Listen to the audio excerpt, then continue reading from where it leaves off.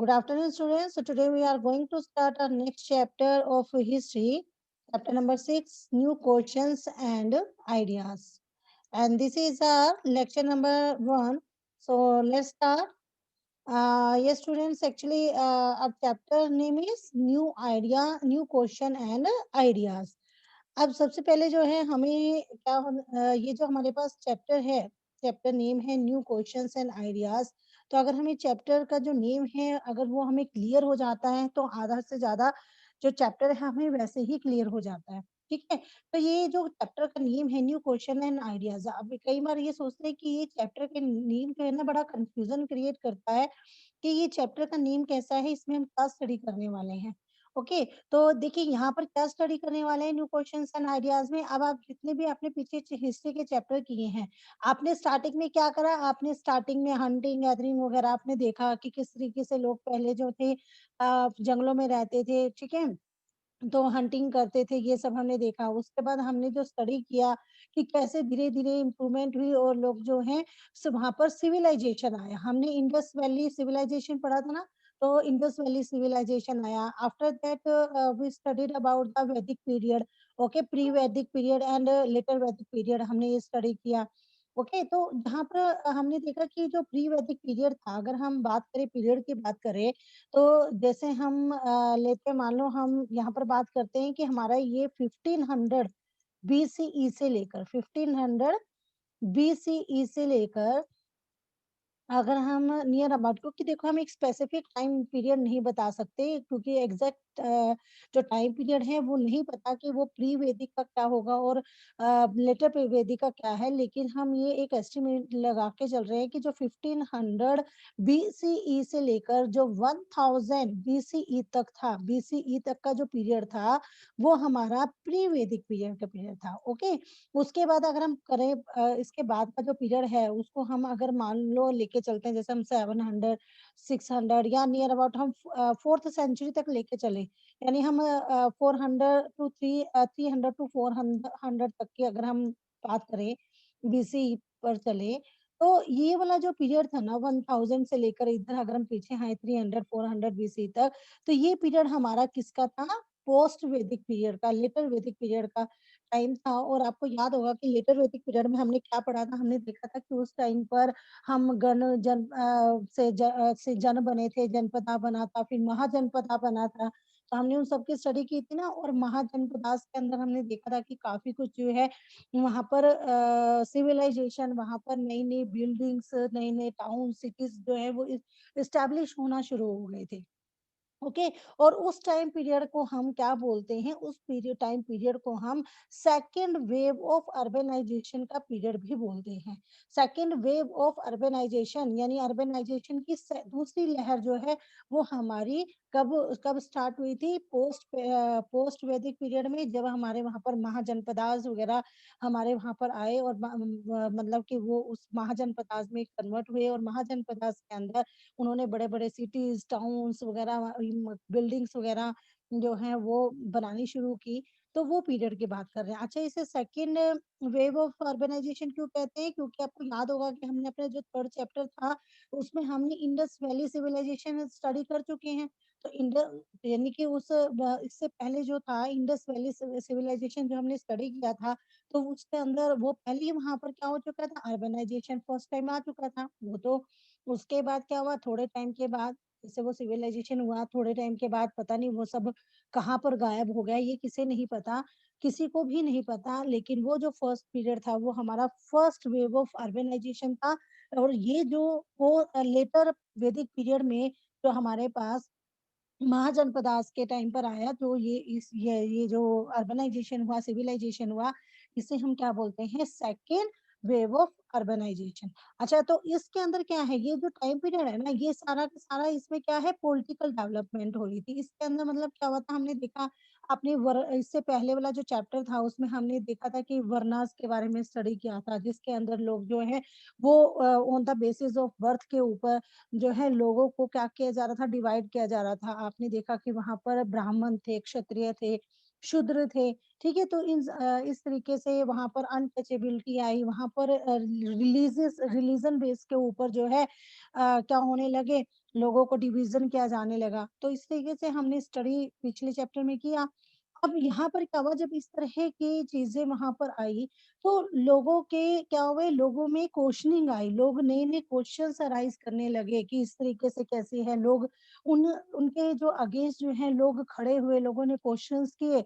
और उसके साथ साथ क्या हुआ, जब इस तरह के क्वेश्चन अराइज हुए ना, तो क्वेश्चन के साथ साथ कई तरह के ऐसे ऐसे आगे जो लोग आए, जैसे कि उस पीरियड के अंदर, ठीक है, ये जो पीरियड था लेटर वैदिक पीरियड, इसके अंदर कौन आया, इसमें जो हमारे महात्मा बुद्ध थे, ठीक है, जो जिनको जिनका नाम क्या था, जिनको हमने बाद में बुद्धा के नाम से सब जानते हैं, तो महात्मा बुद्ध के नाम से जानते हैं।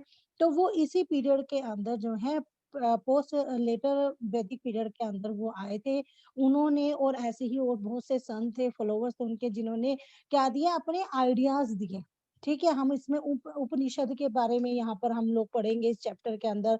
ठीक है, इसके साथ साथ हम जैनिज्म के बारे में स्टडी करेंगे। तो यहाँ पर नए नए जो आइडियाज थे, नए नए विचार जो थे, वो उन्होंने दिए। तो इसीलिए क्या हुआ, देखो ये वही लिंक, पीछे से ही लिंक चला हुआ आ रहा है कि जब ये इस तरह का पीरियड आया, पोस्ट वैदिक पीरियड में इस तरह का पॉलिटिकल डेवलपमेंट हुई, तो रिलीजियस बेस के ऊपर या और बेसिस के ऊपर जो है डिस्क्रिमिनेशन होने लगा। तो नए नए क्वेश्चन अराइज होने लगे, और लोगों ने उसके साथ साथ कई ऐसे जो है पर्सन्स आए, जिन्होंने अपने आइडियाज दिए इनके ऊपर। तो इसीलिए जो चैप्टर है वो हमारा क्या नाम है इस चैप्टर का, new questions and ideas. Okay, तो I think it's clear now कि क्यों ये जो नाम है इस चैप्टर का, किस लिए ये नाम लिखा गया। ओके, तो यहाँ पर देखें, हम यहाँ पर अंगहाज स्कूल ट्रिप, जो पहले ही आपके पास स्टार्ट है ये चैप्टर, तो ये अंगहाज का स्कूल ट्रिप जो था उससे लेकर है। तो कहते हैं कि this was the first time अंगहाज was going on a school trip, and they boarded the train from Pune in Maharashtra late at night to go all the way to Varanasi in Uttar प्रदेश।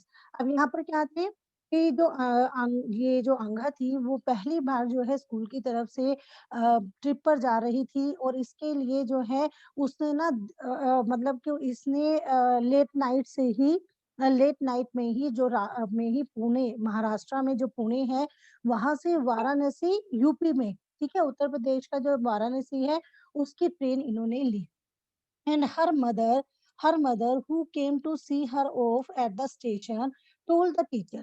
और उसकी जो मदर थी, जो उसे जो है station पर छोड़ने के लिए आई थी, उसने उसके टीचर से कहा, क्या कहा, कि do tell the children about the Buddha, Buddha के बारे में प्लीज। वो कहते हैं कि आप बच्चों को जो है ना, जो बुद्ध के बारे में बताने के साथ साथ, and take them to see Sarnath as well. कहती कि आप उनको बुद्ध के बारे में बताने के साथ साथ उन्हें सारनाथ दिखाने भी ले जाइएगा। अब इस चैप्टर के अंदर हम क्या स्टडी करेंगे, इस चैप्टर में ये देखेंगे कि देखो, जब दो वर्ड आए, एक तो बुद्धा, यानी कि हम सिंपल सी बात है कि हम बुद्धा के बारे में स्टडी करेंगे। साथ ही साथ यहाँ एक आया वर्ड सारनाथ, जो प्लेस है, कि देखते हैं सारनाथ जो है ये भी इसमें आएगा कि कहाँ पर है, क्यों है। ठीक है, तो इसकी भी स्टडी करेंगे। तो ये चैप्टर जो है, इसके अंदर जो पहली है हमारे पास स्टोरी है, वो किसकी स्टोरी है, बुद्धा की स्टोरी है, जो हम लोग स्टडी करेंगे। और बुद्धा के बारे में अभी मैंने आपको रिलेट करा है चैप्टर से, कैसे है कि अभी बताया था आपको, क्योंकि उस लेटर वैदिक पीरियड के अंदर ही, उसी टाइम पीरियड में ये महात्मा बुद्ध जो है उनका जन्म हुआ था। इन्होंने जब इस तरह का क्या हो रहा था, जो चेंजेस आ रहे थे इकोनॉमी के अंदर, चेंजेस आ रहे थे सोसाइटी में, और जो अलग अलग तरीके से अनटचेबिलिटी या और तरह के इस तरीके से रिलीजियस बेस के ऊपर जो डिफरेंसेस आ रहे थे, तो उस टाइम पर बुद्धा ने भी अपने कुछ आइडियाज जो हैं वो दिए। ठीक है, तो इसीलिए हम यहाँ पर किसके बारे में स्टडी करेंगे। So now what we are going to study in this chapter, तो इस चैप्टर में first we will study the story of Buddha. तो हम यहाँ पर बुद्धा के बारे में स्टडी करेंगे, बुद्धिज्म के बारे में स्टडी करेंगे। Okay, then after that we studied about the Upanishad, हम उपनिषद को स्टडी करेंगे। After that Panini, Panini the the grammarian. तो देखिए यानी ये बड़ा इम्पोर्टेंट टॉपिक जैसे है, इसके अंदर ग्रामरियन, जैसे कि आपने देखा होगा पीछे हमने देखा कि जब आपने ऋग्वेद के बारे में स्टडी किया था पीछे चैप्टर में, तो ऋग्वेद में आपने देखा था कि जो उस टाइम पर संस्कृत कही जाती है वो पहली ओल्ड संस्कृत थी, और आज के टाइम से उस संस्कृत में बहुत डिफरेंस था जो ऋग्वेद के अंदर यूज की गई थी।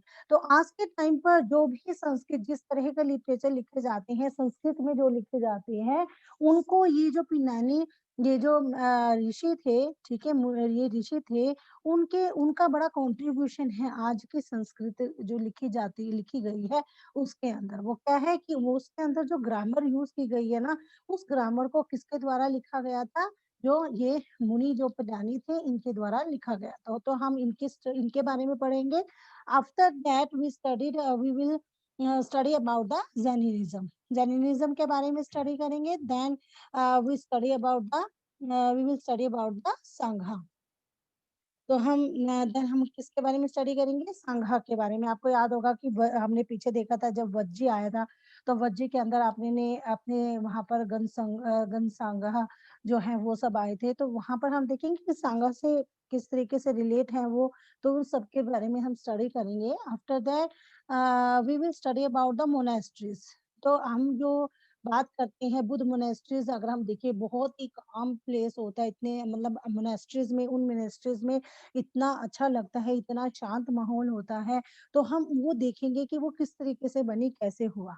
Okay, then the our last topic will be the system of the ashram. ये हमारा एक पैराग्राफ लास्ट में बुक्स में दिया हुआ है, इसे हम स्टडी करेंगे। इसमें हम सिस्टम ऑफ आश्रम्स, आश्रम्स के बारे में कि कैसे बनते, कैसे बने हैं, क्या उसका रोल है, तो आश्रम के भी सिस्टम को भी हम स्टडी करेंगे। Okay students, so now we will start our story of Buddha. ठीक है, हम लोग अब स्टार्ट करते हैं बुद्धा के स्टोरी से। तो बुद्धा, हम खैर बुद्धा अभी हम स्टार्टिंग में जब बात करते हैं उनके जन्म से लेके, तो हम उसको उनको बुद्ध नहीं बोलेंगे, उनको हम बोलेंगे सिद्धार्थ। ओके, क्योंकि उस टाइम पर वो जो थे हमारे क्या थे? सिद्धार्थ, जिनको हम गौतम गौतम के नाम से भी, ठीक है, उनको हम गौतम के नाम से भी जानते हैं। तो Siddhartha also known as Gautam, जिनको हम गौतम के नाम से भी जानते हैं, the founder of the Buddhism, इनको बुद्धिज्म का फाउंडर बोला जाता है। अब इनको बुद्धिज्म का ये नहीं है कि इन्होंने बुद्धिज्म को बनाया, इन्होंने क्योंकि ये जो थे ना, ये किसी भी एक रिलीजन में या इस तरीके में किसी में विश्वास नहीं करते थे। बस ये एक तरीके से ना इनको जो है, जैसे इनको जो जैनिज्म है, जो और चीजें हैं, उन जब इन्होंने उन चीजों को जाना, तो इन्हें उनकी जो बातें थी वो सब उनको काफी इन्फ्लुएंस किया उस चीज को, उस चीज ने इनको। तो इसीलिए ना इनको ना ज्यादातर इनको बुद्धिज्म के फाउंडर के नाम से जाना जाता है। तो ये किसके फाउंडर थे? बुद्धिज्म के। And was born about 2500 years ago. और उनका जो अगर हम उनके बर्थ की बात करें, तो देखिए देखिए एक सिंपल सी बात है कि जो अगर हम गौतम बुद्ध की बात करें, ये तो इनकी बर्थ को लेकर ना काफी कंफ्यूजन थी। इनके बर्थ के बारे में में सबके जो है अलग अलग डेट्स जो हैं उनके वो बताते हैं। तो इसीलिए ना इनको इनकी कोई भी एक आप कह सकते हैं कि एंशियंट टाइम में इनको लेकर, इनके बर्थ को लेकर कोई एग्जैक्ट एक सही जो है डेट किसी को नहीं पता। इसीलिए यहाँ पर देखो एनसीईआरटी के अंदर भी आपके पास यहाँ पर अबाउट 2500 इयर्स एगो, यानी कि यहाँ पर एक तरीके से बात करें तो ये नियर अबाउट बताया गया है, एस्टिमेट लगाया गया है, यहाँ पर एक्चुअल नहीं है। 2500 इयर्स एगो मतलब क्या हुआ कि आप ये बात करें कि 500 बीसी पीछे, जैसे ठीक है ना, कि जैसे हम मैं आपको पहले बता चुकी हूँ पीरियड के बारे में कि 2000 इयर्स तो हमारे हो गए, हमारी सेंचुरी जो, क्योंकि हम 2021 में आ गए, तो 2000 साल तो हमारे ही उसके ले लीजिए आप। उससे पीछे वाला जो पीरियड है आपका बीसी का, तो आप 500 बीसी के नियर अबाउट आप जाए, तो वहां पर क्या है, नियर अबाउट वहां पर उस टाइम पर किनका जन्म हुआ था? गौतम बुद्ध का। Okay, and this was a time of the rapid change in the lives of the people.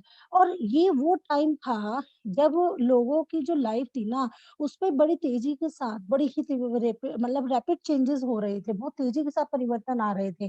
जैसे कि आपने पीछे अभी आपको बताया मैंने कि कैसे चेंजेस आ रहे थे, कैसे वहां पर जो है महाजनपदास आए, ठीक है, उसके बाद उन्होंने किस तरीके से वहां पर जो है वरना के अंदर आपने देखा कि चेंजेस हो रहे थे, लोगों में बदलाव आ रहे थे, लोगों के व्यूज में बदलाव आ रहे थे।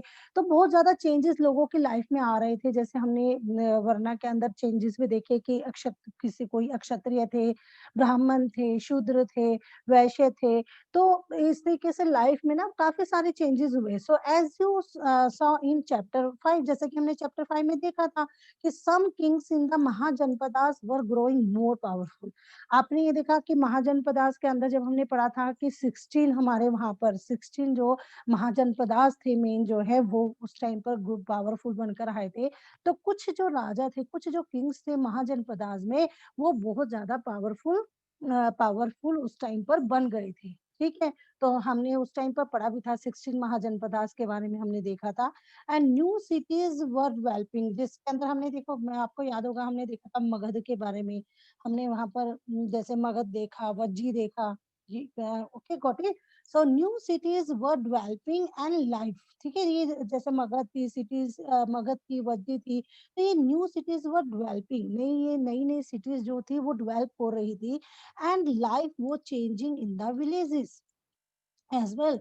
और इसके साथ साथ जो विलेजेस थे, उन विलेजेस के अंदर ना, मतलब विलेजेस में भी लाइफ जो है उसमें भी चेंजेस आ रहे थे। अब देखिए, इसको इस तरीके से ना पड़े कि भाई हमने लिख दिया कि विलेजेस में भी चेंजेस आ रहे थे। कैसे चेंजेस आ रहे थे?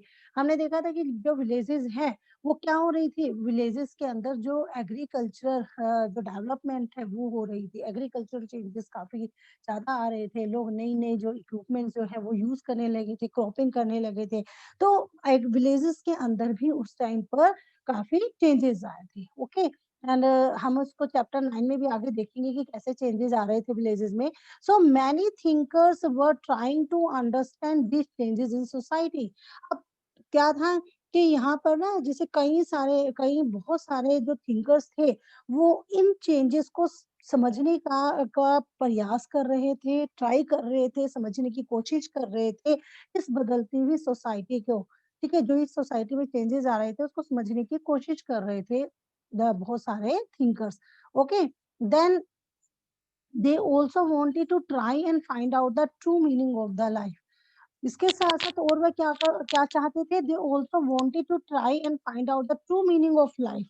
अच्छा, बहुत से ऐसे थिंकर्स भी थे, वो मतलब कि मतलब वो ना जीवन के ना सच्चे अर्थ को वो ये समझ, वो क्या प्रयास करना चाहते थे, वो इन चेंजेस को समझने की ट्राई कर रहे थे, और साथ ही साथ वो लाइफ की जो ट्रुथ है, ठीक है, लाइफ का सच्चा मीनिंग क्या है, लाइफ की सच्चाई क्या है, ठीक है, उसको समझने की वो इच्छा रखते थे। वो ये चाहते थे कि हम जो है ट्रुथ को जाने, लाइफ का असली मीनिंग क्या है। अब ये तो नहीं है कि हम लोग बस, नहीं तो हम क्या करते हैं, हमें लगता है कि हमने जन्म लिया, ठीक है, हम अपना आराम से एक्टिविटीज जो हम करते हैं, खाना पीना, सोना, उठना, बैठना, काम करना, और उसके बाद जब हमारे को हमें बुढ़ापा आता है तो उसके बुढ़ापे के बाद हमारी डेथ हो जाती है, तो हम इस तरह की लाइफ चलती है। तो ये जो लाइफ है, इस लाइफ की मतलब सच्चाई क्या है, क्यों हमने जन्म लिया, क्या इसके पीछे क्या सच है, वो ये जानना चाहते थे।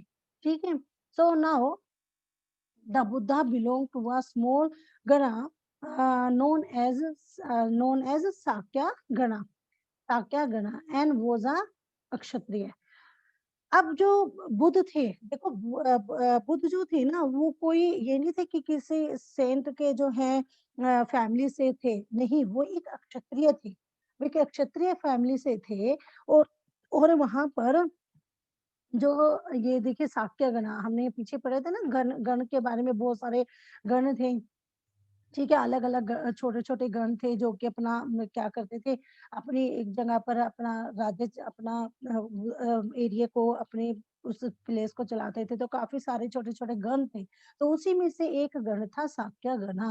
ओके, तो ये क्या थे यहाँ पर जो बुद्ध थे वो एक क्षत्रिय थे और जो शाक्य नाम के एक छोटे से गण से वो रिलेट करते थे, वो संबंधित थे। Okay, and when he was young man he left the comfort of his home in search of knowledge. अच्छा, अब यहाँ पर क्या था, देखिए एक स्टोरी सुनिए कि जो महात्मा जैसे ये बुद्ध थे जो, तो जब ही इनका जन्म हुआ तो उसके कुछ टाइम के बाद जैसे इनके जो फादर थे उनके फादर को किसी संत ने पहले ही बता दिया था कि आपका जो ये बेटा है ये तो जब ये बड़ा होगा तो ये धर्म की खोज में निकल जाएगा घर से।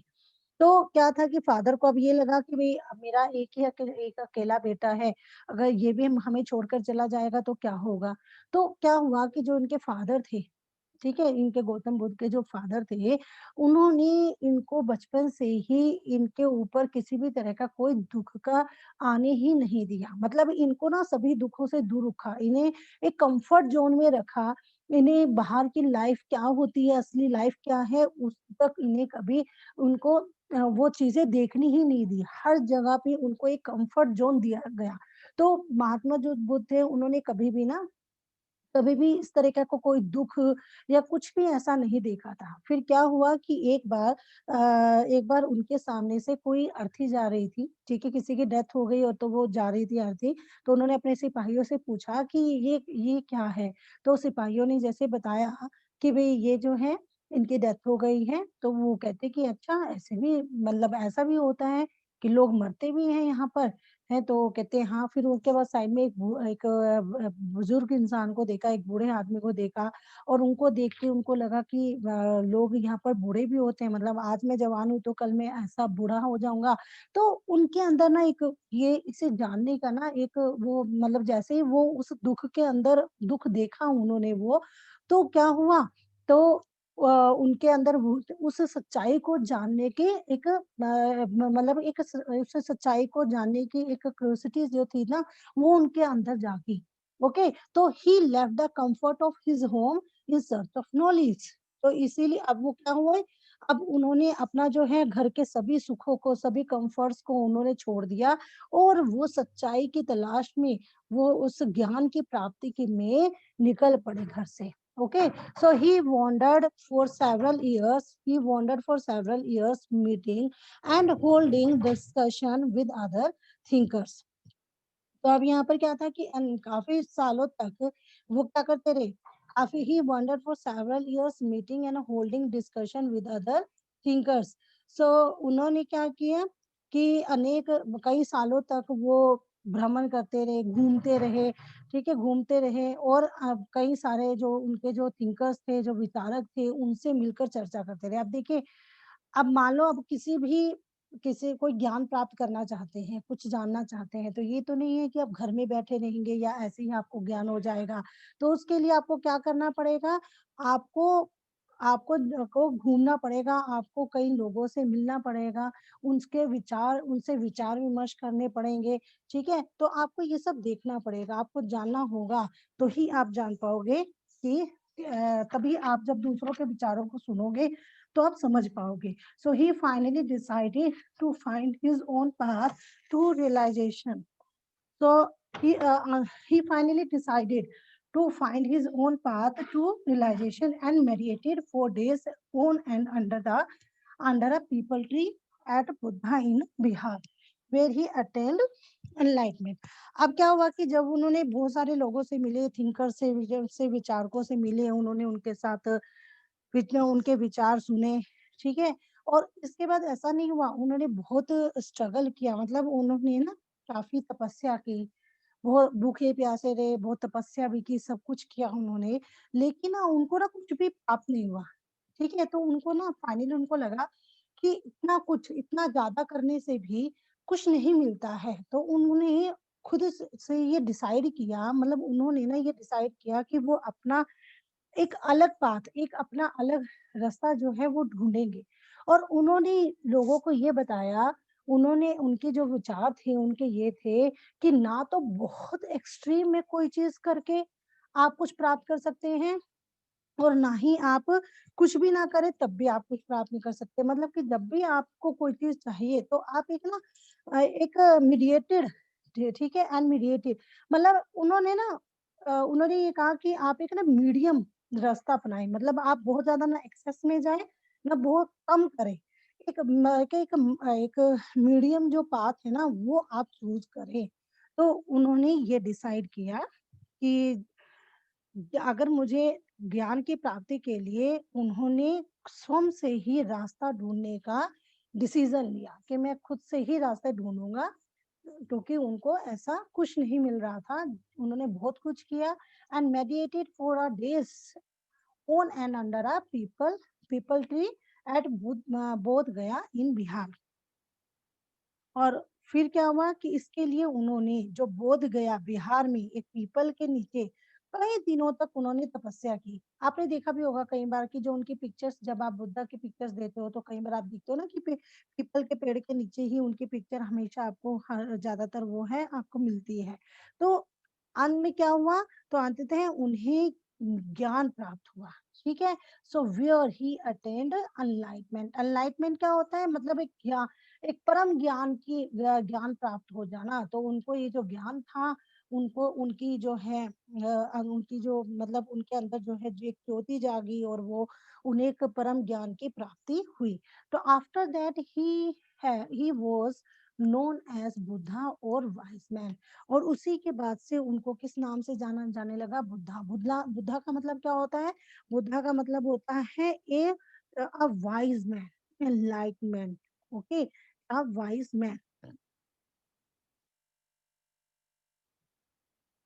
So he then went to Sarnath near Varanasi. फिर उसके बाद क्या हुआ कि जैसे ही मतलब उनको ज्ञान की प्राप्ति हो गई, तो वो वाराणसी के पास सारनाथ गए, where he taught for the first time, जहां पर उन्होंने पहली बार उन्होंने क्या दिया, उन्होंने पहली बार अपने प्रवचन दिए। कहाँ पर जाकर, वाराणसी के पास सारनाथ में। आपको याद होगा कि ऊपर जो हमारी स्टोरी आई थी, तो स्टोरी के अंदर आपने देखा था कि क्या कहा था उनकी मदर ने ये बोला था कि जब आप बुद्ध के साथ साथ इन्हें सारनाथ भी दिखाकर आना।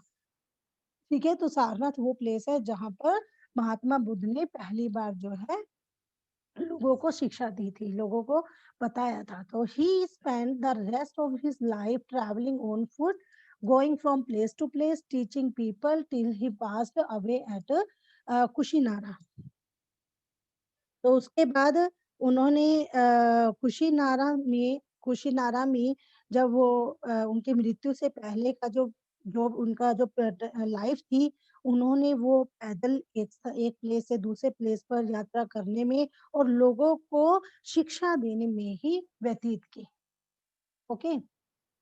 सो the Buddha taught that life is full of suffering and happiness. अब देखो बुद्धा ने ना जो अपनी टीचिंग, अपनी जो भी अपनी टीचिंग लोगों को दी, लोगों को जो ज्ञान दिया, उसमें बुद्धा ने क्या बताया, बुद्धा को जो उनको परम ज्ञान की प्राप्ति हुई उसके जरिए उन्होंने ये बताया कि the life is full of suffering and unhappiness. जो हमारी जो लाइफ है ना, वो क्या है, वो पूरे दुखों से, कष्टों से और दुखों से भरी हुई है।